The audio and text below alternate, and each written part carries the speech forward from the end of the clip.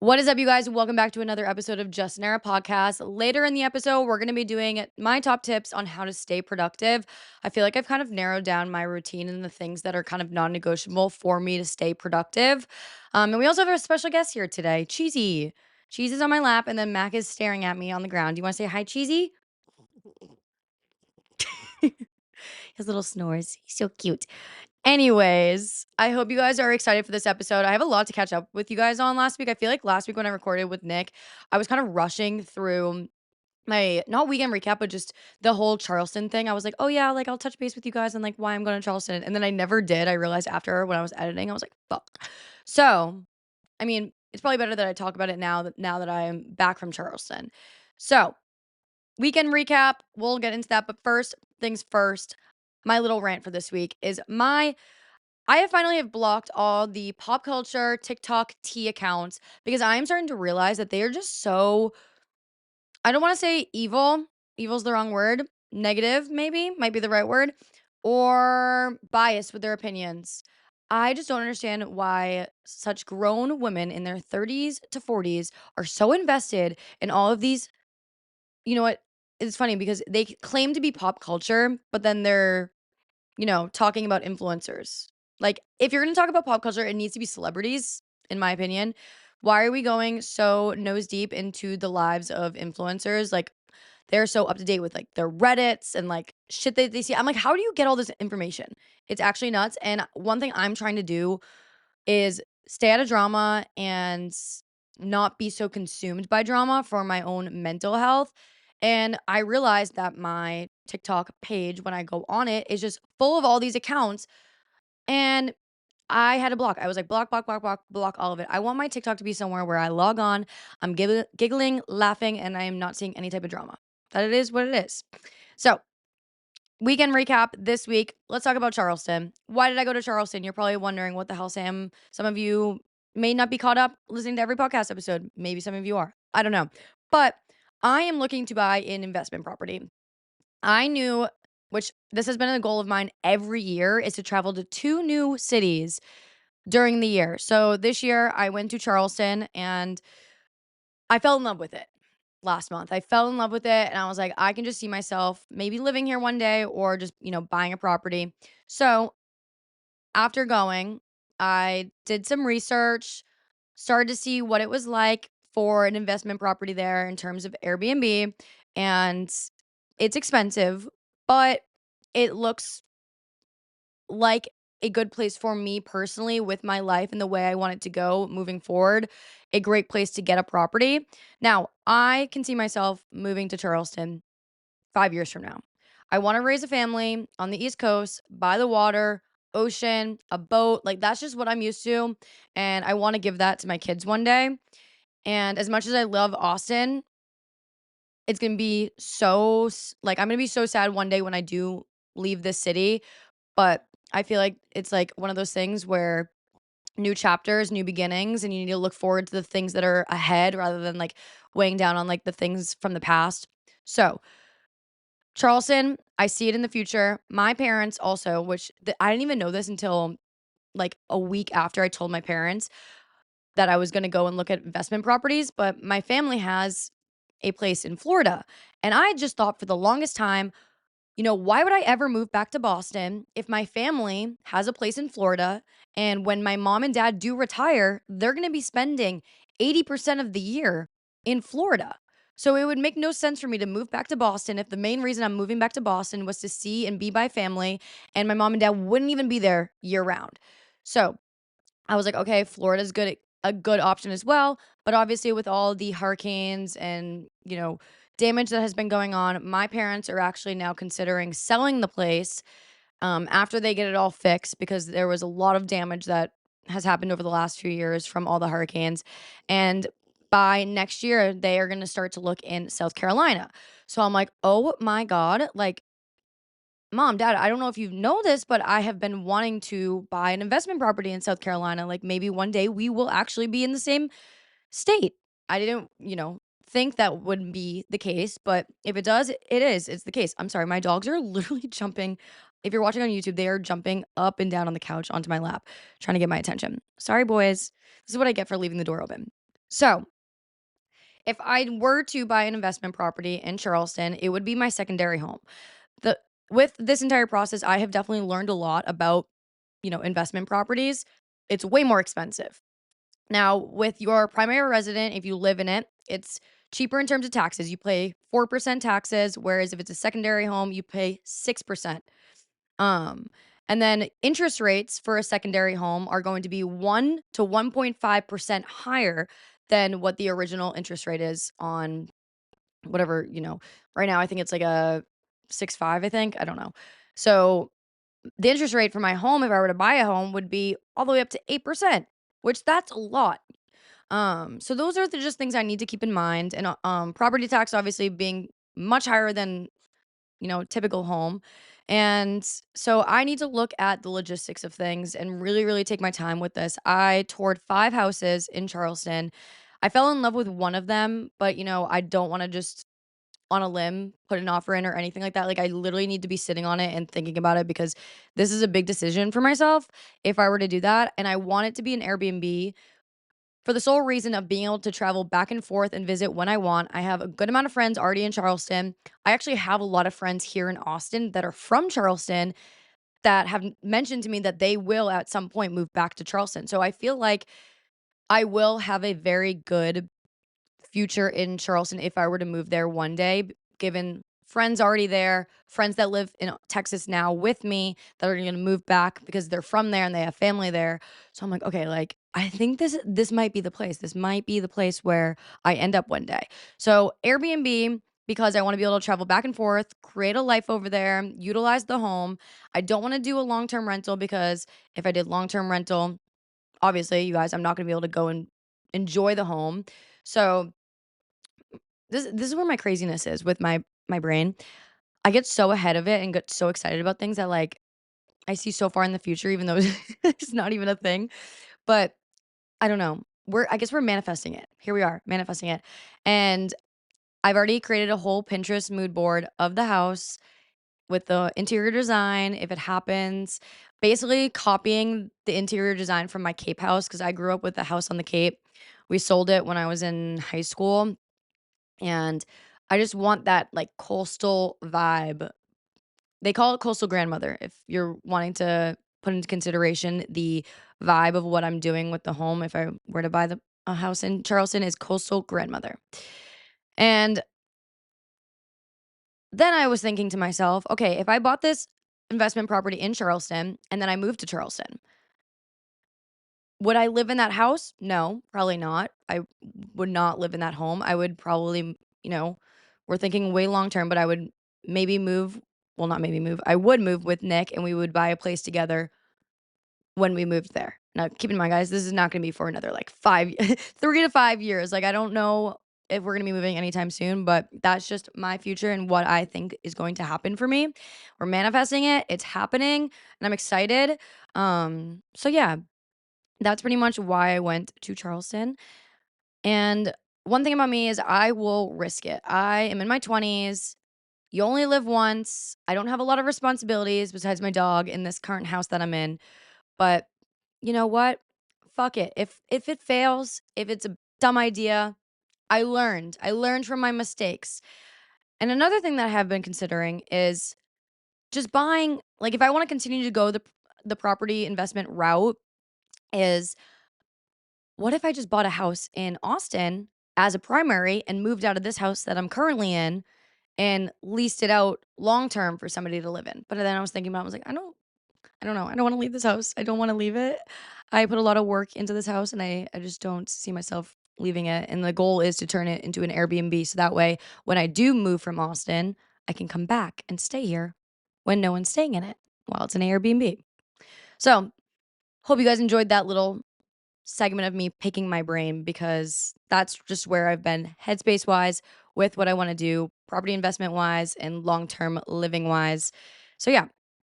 But anyways, this weekend was so much fun. I am honestly exhausted. It was taking a lot in me to sit on this couch right now and have a conversation with you guys because it has been raining in Austin for the last 4 days straight.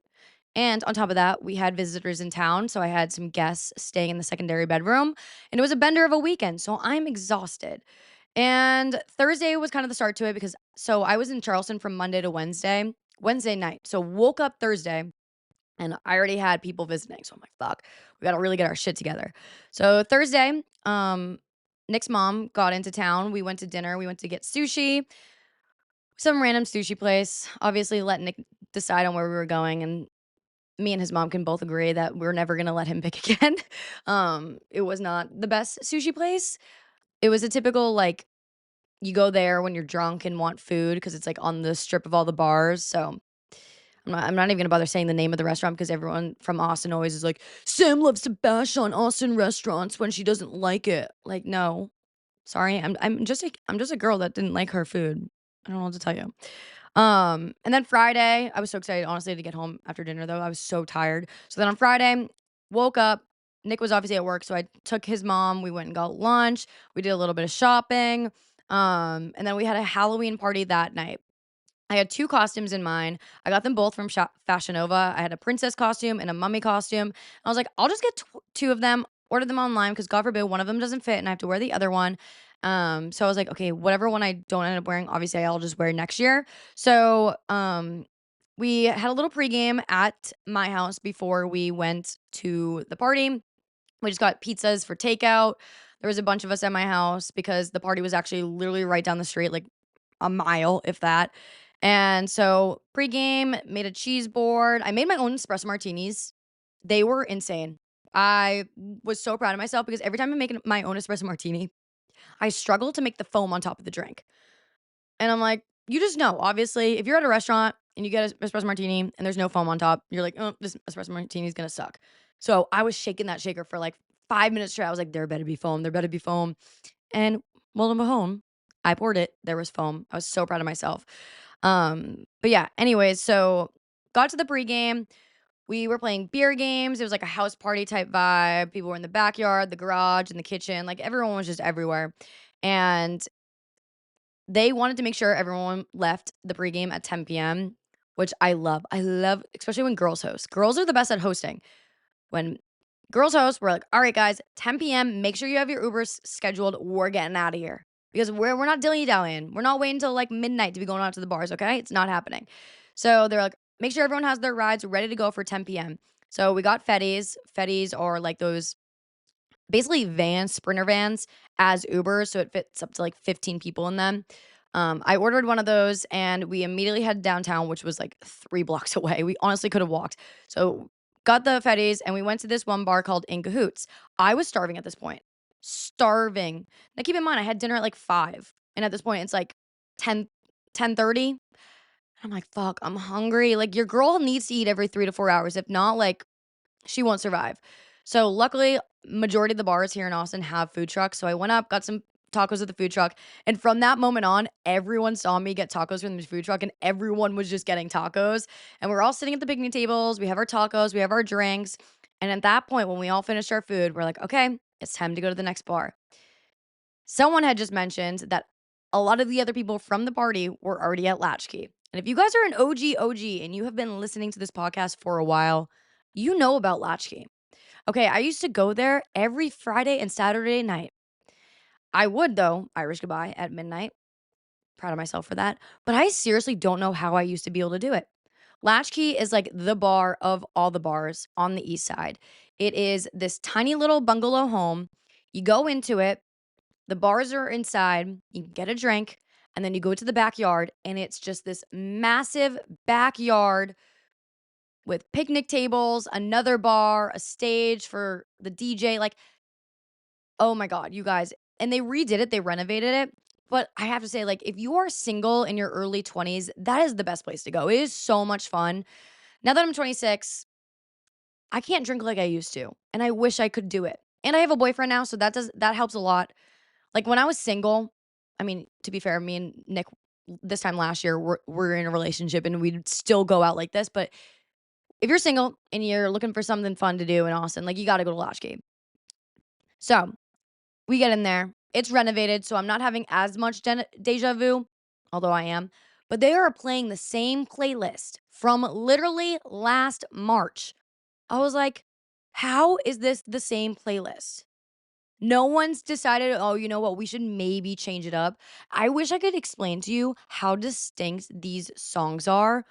It's so bad, like, I hear them in my dreams sometimes, and when they come on, like, the radio or someone else's playlist, like, the first thought I think of is Latchkey from these songs, and I was like, "Oh my god," I looked at Nick and I go, "They really have the same playlist." Like, that's wild, and I wanna say there's only, like, about, like, 20 to 30 songs on this album, like, if you're gonna be in Latchkey for a few hours, you're probably gonna hear the same song, like, a few times. So, at this point, I'm like, "I'm not really that drunk anymore, I'm kinda sobering up, the food kinda slapped me in the face, I'm sober, let's get out of here." So, we left around, like, 11:30 or no, not even, I think it was, like, honestly midnight when we left, and got home because I knew it's a Friday night, we have Saturday after, so let's just get home. Got home, super excited about it, went right to bed. Now Sunday, okay, I woke up so hungover. I was so upset. I was like, "Fuck, I did not think I was gonna get this drunk." And we had to go straight to brunch. We went to the place called Better Half. I used to go here all the time when I lived on the other side of the city. It's a nice little place where you can go get brunch, cocktails if you want. None of us got cocktails. And you order at the counter, and then you get one of those like numbers on a pole and go sit down at a picnic table. I got a breakfast sandwich on an English muffin with some avocado, sausage, egg. Oh, it was so good. And then we went over to South Congress and just walked around for a little bit. I was hurting though. Okay. Like at this point, it's like 1 o'clock. I'm like, why does it feel like it's like 4 p.m.? I get a coffee while we're walking, and I'm like, no, I am not doing well. And everyone else is kind of on the same page as me, and we're all like, oh, we're not doing well. So Nick has this brilliant idea because I don't know if you remember guys, but my neighbor who just moved into the house, we've been hanging out with him a little bit, and he has a cold plunge. So Nick was like, "Why don't you text your neighbor and ask if we can use the cold plunge?" And I'm like, "Oh my god, that is such a good idea. Like, let's do it." So we get home, I put a bathing suit on, and I hop into the cold plunge. I have not done a cold plunge in a few years. When I played field hockey and lacrosse in college, I did it like once a week. We did like the ice bath and like the hot water too. So it was like every minute you like switched off. I forgot how cold those are. I I was honestly panicking that I was gonna hop in and, like, it was gonna be so much pressure on my body that I was gonna, like, stop breathing. I was like, "Oh god," and everyone's, like, staring at me too. I only did a minute.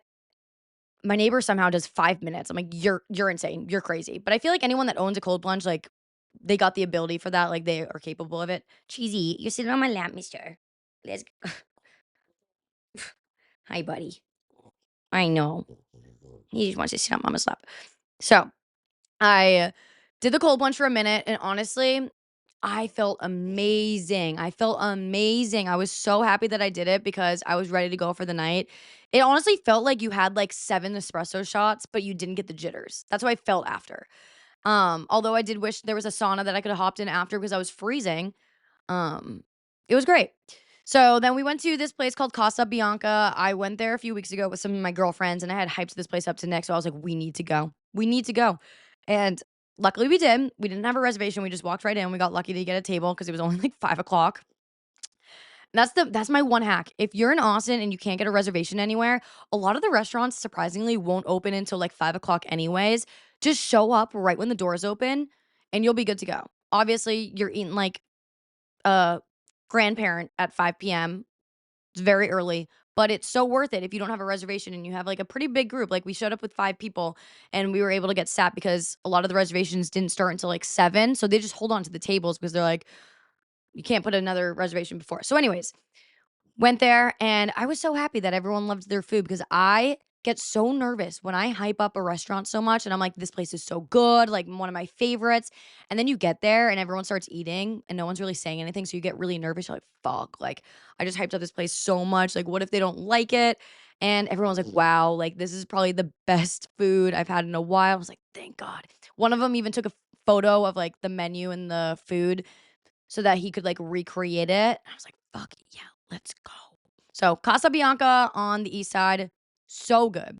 And then I only had 2 drinks at dinner. One of them was an Aperol Spritz. And when I get an Aperol Spritz, like I'm not really in the mood to be like drinking because I feel like those are like lighter, than an espresso martini.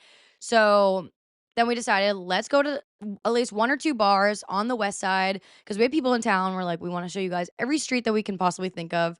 And we went to this new bar called The Betty. So expensive, so expensive. Each drink was $25, and I don't know where all y'all live, but for Austin, that is expensive for a drink. Like, the average drink is, like, $14, if that. Like, obviously, if you go to, like, a sports bar, it could be, like, 10 bucks. But if you're getting, like, a cocktail somewhere, for the most part, it's, like, 14 to, like, $16. 25? Oh, hell no. You were basically drinking for, like, the atmosphere at that point, like, which, I mean, the place is very nice, and they have, like, dress code, and it's very much more upscale than a lot of the other bars that it's surrounding. So, we got 1 drink there, and we were like, "You know what? We can't stay here and get another drink, like, I'll just feel too bad for myself if I do that." And then we just kinda bar hopped around West, which was a lot of fun, and at that point, I just got really drunk and was like, "I need to go home," and yeah, went home pretty much. So, that was my fun little weekend recap. I had a lot of fun, but I'm exhausted, and I have 5 days to kinda regroup before my parents come into town. I love hosting people, don't get me wrong, but it's exhausting. And honestly, exhausting and nerve-wracking because you feel like you're responsible for people having a good time. So, like, if you bring them to a restaurant or a bar, you get so in your head, like, "Oh my god, are they having fun? Like, did they like this place? If they don't like it, like, should we leave? Blah, blah, blah." Maybe that's just me. Maybe that's just me. But that's how my brain thinks when I am hosting people. So it is what it is. Okay, you guys. So these are my top tips to become more productive and maintain a good routine to get shit done. And this is coming from somebody who is a ADHD girly and somebody that works from home. So let's get right into it. Number one, making your bed in the morning.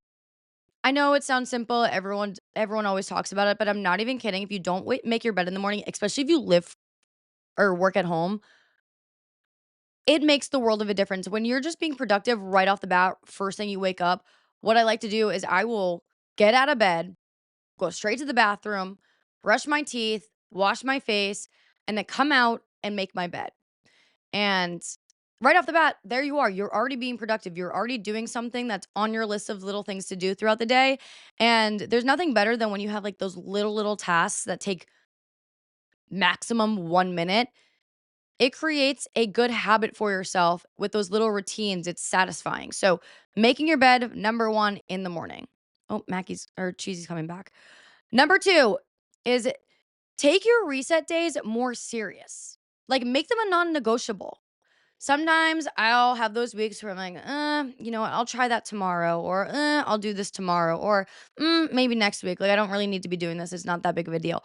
No, reset days for me are personally so important to stay on track and feel organized. And I like to choose my reset days to be on Fridays just because I am so busy socially on Friday night, Saturday, and Sunday that the last thing I wanna do is on my Sundays when I wanna be relaxing, hanging with people, is reset. Go to the grocery store when everyone else and their mother is going to the grocery store. That's, like, the last thing I wanna be doing. So Fridays, I like to do a deep clean throughout my entire house. I do my laundry. I clean up after the dogs. I organize. It's also the day where the garbage gets taken as well. So I do the garbage, like literally full reset of my house. I throw out anything food wise that's been in my fridge that no longer needs to be in there. Like I clean. So I do all that. And it's a good reset for me. So that way, when I go into the weekend, I don't have to stress about it. I'm in and out of the house constantly. And then on Monday, I'm already ready to go. I'm not waking up like, oh, I forgot to do this or I haven't done this. I need to reset. Like Fridays are my days. Number three, I just started using this, but number three is going to be using some type of app or calendar to organize out your days. There's this new app. Someone posted about it on TikTok, and I was like, I'm going to download that. I want to see this. Structured. It's called Structured. And you can literally, from minute to minute, structure out your entire day and check things off as you go and have your day organized. Now, I like to, at the end of, so on Sundays, I like to have all my major things scheduled out on that app. You know, if I have like a meeting that day or that week, or, you know, my workouts for the week, whatever it is, I like it structured out. Then the night before I wake up to start my new day, I'll lay in bed before I'm about to go to bed and I'll structure out literally every hour of my day of like, okay, I'm having lunch at this time. I'm going to the grocery store at this time, whatever it is. I have to post something on Instagram at this. Like, I am structuring out my entire day. And when you are clicking off all these things, you feel so productive. You feel like you got your shit together. Like, I'm a very organized individual and I have to do lists and I like to stay ahead of my to do list so that they don't stack up and become longer and longer. So, writing things out, having it visually in front of me so I know what needs to get done so I won't forget is very important to me. Number 4, if you have free time, fill it with a hobby, fill it with a side hustle. Okay? I don't really like to have a lot of free time where I'm not feeling productive. So, especially when I was in high school and college, like this was something where you didn't really have a full-time job, but you had time from, like, school and, like, maybe you had one job, but I just, like, always liked to make sure I had, like, a few different sources of income, different, ways to be making money. And now you don't need necessarily to be making money from these new side hustles, but maybe you're learning how to make money from these side hustles. You're researching things. For me right now, my free time is investment properties, researching that and getting to know more about, like, that area. So I just like always make sure that if I'm doing something, it's productive and there's a reason behind it.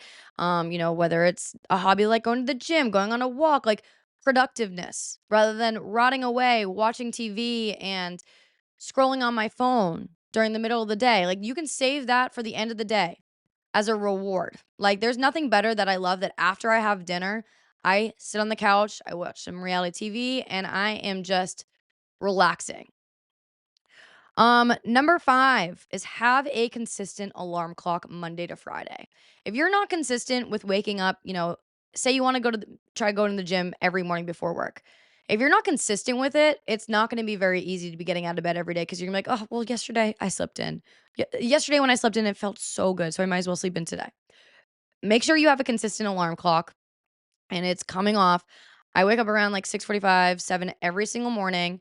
And if I didn't do that, I would in my back of my mind be like, "Oh, well, the other day when I slept in, it felt so good, so I might as well do it." So, be consistent with your schedule when it comes to waking up in the morning, and it will be a lot easier for you to actually get out of bed. Number 6, we kinda already talked about this, but a clean space equals better creativity, especially if you work from home like me or you have a job that is creative. It's important to be in a clean space because if you have a mess or, your kitchen's a mess, your living space is a mess, your desk is a mess, you will easily get distracted by those things. Like if I'm sitting on my desk working, I will feel the clutter. Feel it around me that it will be so impossible for me to pay attention to my work. And then with my ADHD, I'll try to start cleaning while I'm working. And then I end up getting so sidetracked that I forget I'm working and I start cleaning and it's a mess. So making sure my space is nice, clean, and tidy, it's the only way I'm gonna be able to not only be creative but productive. Number 7, if you work from home, get out of the house and work a few times a week.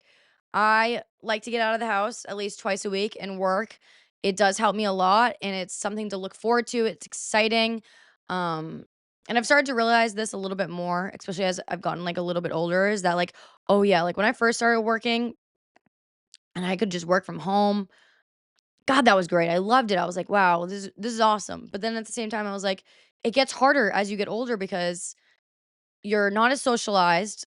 I don't see a lot of humans throughout the day. So, like, when I get to go to a coffee shop and interact with maybe 2 to 3 people or even 1, holy shit, like, it makes my whole day. So, getting out of the house, socializing, like, it keeps the energy up, it keeps you alive, it keeps you creative. So, I like to do that when I have my busiest computer days and I get out of the house. Although I hate spending money on coffee and coffees, I hate to say it, are not as good as the ones I make at home. I do like to try to get out of the house. Number 8, remove things that are not bringing you any value. This is something that I've started to do a little bit more, and this can be for anything, literally anything you imagine. If you think about your day in a life, everything you're doing, the people you're interacting with, the things that you're doing, the places you're going, the things you're seeing, if it doesn't bring value to you, why are you wasting your energy on those things during your day? I'm trying to think of an example right now. Let's see. I can't fucking think of an but things that you in your day that don't bring you value, or you realize, you know what, I spend a lot of time doing this and it doesn't really bring me any type of value, then get rid of it. Say goodbye to it. One thing I will say is working out. Working out too much. You can work out 45 minutes, 60 minutes out of the day. There is no reason and no value, to be honest, to be working out for 2 hours, 3 hours out of the day. You can spend that other hour doing something more productive. Maybe you're trying to find a side hustle. Maybe you want to pick up a new hobby. Maybe you want to have some type of new friends that you want to put an effort into. That hour is a lot of time. So, really pick and choose where you're putting your energy and your effort into when you have a day in your life. Number 9 is working out in the morning. I mean, I feel like this is just like scientifically proven, but when you work out in the morning, you're just more productive. You have more creativity. You have more natural energy. Working out in the morning, if you're capable of doing it, obviously everyone's work schedules are going to be different, but if you're able to do it, do it. I know it sucks. It sounds like it sucks. Waking up at 6 a.m., 7 a.m. to go work out and you don't have a lot of energy. But guess what? I promise you throughout the day, your creativity, your productiveness, like it's going to be so much better. I can't stand working out later in the day because it's honestly something that I think about throughout the day of like, okay, well, I got to eat at this time because I don't want to eat too close to my workout because then I'll feel fucking sick or blah, blah, blah. Like, if I just get it out of the way and I work out, it's no longer in my thought anymore. And it's one less thing to worry about. So, working out in the morning is just ideal for me. Another thing too is if you're a girly like myself that tracks your cycle, take advantage of that, okay? Obviously, we know our luteal phase, follicular phase, luteal phase. We are not as creative. We are not as energized. We are mood swings. We have cramps. Like, it's a fucking horrible 2 weeks, okay? Sometimes for other people, 3 weeks. I don't know. But it's not fun. And I realize during my cycle, when I'm in my luteal phase, I have less creative ability. I have less energy to even want to work. So I take advantage of the fact that when I'm in my follicular phase, I will get a lot of shit done. And I will hold a lot of that stuff. For me, obviously, with my job, content. So I will make sure I put a lot of content together, film it, edit it, get it all ready to go. So that way when I go into my next, phase, my luteal phase, I have content already lined up that I can just post if I'm low energy, not feeling creative, not feeling, pretty to be behind camera. So really taking advantage of that if you track your cycle. Number 11, adding in more rest from work to reboot your brain. Obviously, working, we want to hustle. We want to be the best at our job. We want to continue to level up and get better, but it's also important to make sure you are resting. So that way, when you come back the next day, you're ready to go. You rebooted your brain. You're excited to be there. You're excited to work on whatever project it is. You don't want to overdo it. You don't want to, exhaust yourself. And this is just for everything too. It's for working out. It's for um literally anything. Like you can really, really just deplete yourself of any type of excitement or energy if you overwork and you overdo it. So, making sure you are taking rest from work. Airplane mode for number 12. Airplane mode is very important to me. I love my airplane mode. It starts to go on um at what time does it go on? It goes on at I think 9 a.m. and it goes all the way until about like 6 p.m. I love my airplane mode. It helps me not stay off my phone, but it helps me not get distracted when I am on my phone because I do work on my phone.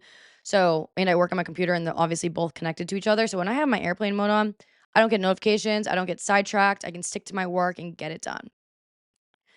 Number 13 is going to be habit stacking and multitasking.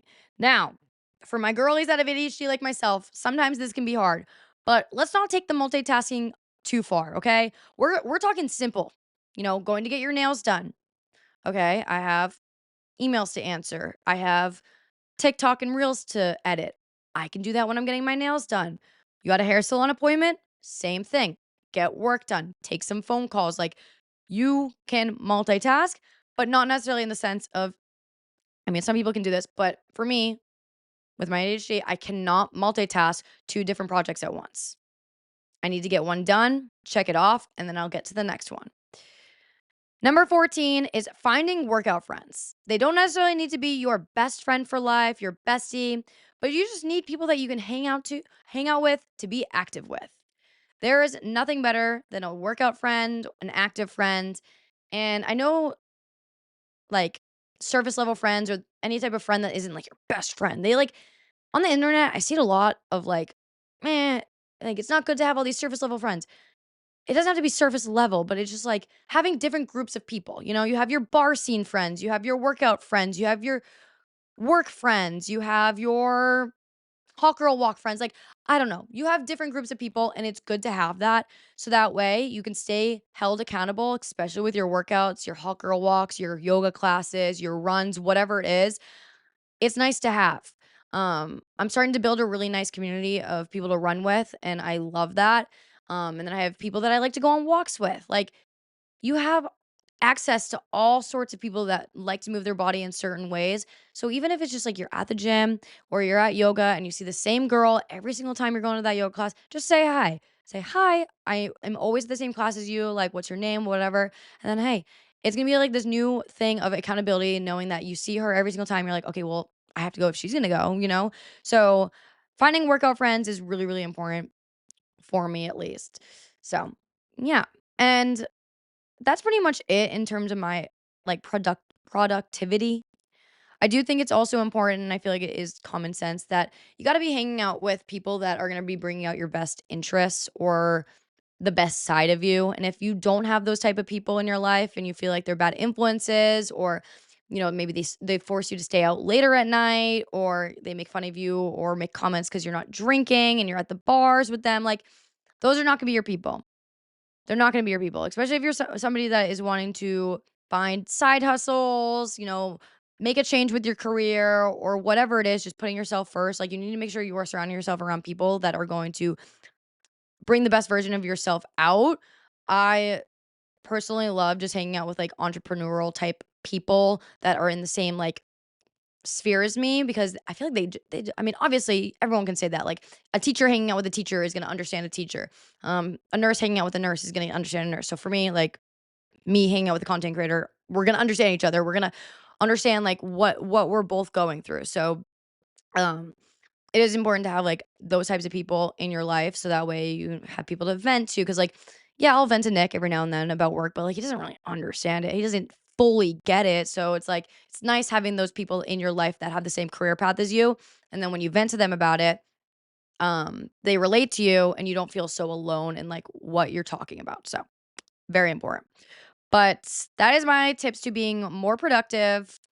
Hopefully it helps. I fear some of it's common sense, but I don't know. Some of you like to hear this type of stuff and how I like to stay productive as somebody who works from home, lives at home.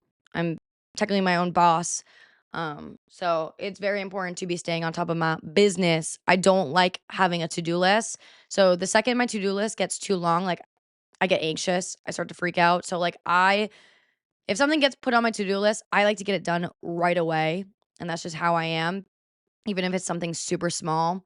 Like, I will get it done and I will check it off as soon as I possibly can. I don't like to let things just pile up or, let something sit on my to-do list for a very long time. Um, and even if it's like a home thing, like, here's an example. Say the smoke alarm has been beeping and beeping and beeping, and, I had to get batteries for it. Letting that just keep going, like oh, that's my to-do list. You just keep letting it go. You keep letting it go. You're gonna have that fucking smoke alarm beeping for weeks straight. It's annoying, right? Isn't it? So just little things like that. It's like, get it done. Dishes in the sink. Why have they been sitting in the sink? Like, put them into the dishwasher. So that's my 2 cents. I hope you guys enjoy. Um, Cheese is literally snoring right now. I don't know if you guys can hear him. Probably not. He's kind of far away, but he's a little cutie. Anyways, love you guys. Be productive. get that shit done, be that badass bitch, and oh, wait, one more thing. I haven't gone out really in Austin, like, at all in the last, like, few months, and the last 2 weekends of going out in Austin, I have bumped into so many of you guys, and it just feels so good. I didn't realize how much my Austin community has grown, and I love it, and I really, really, really wanna host an event sometime soon, so we're gonna figure that shit out, okay? I am not traveling, I'm not going anywhere, and it's gonna happen because I love seeing all y'all, meeting you guys, and just hanging out, so we'll figure it out, but till then, talk to you next week. Love y'all.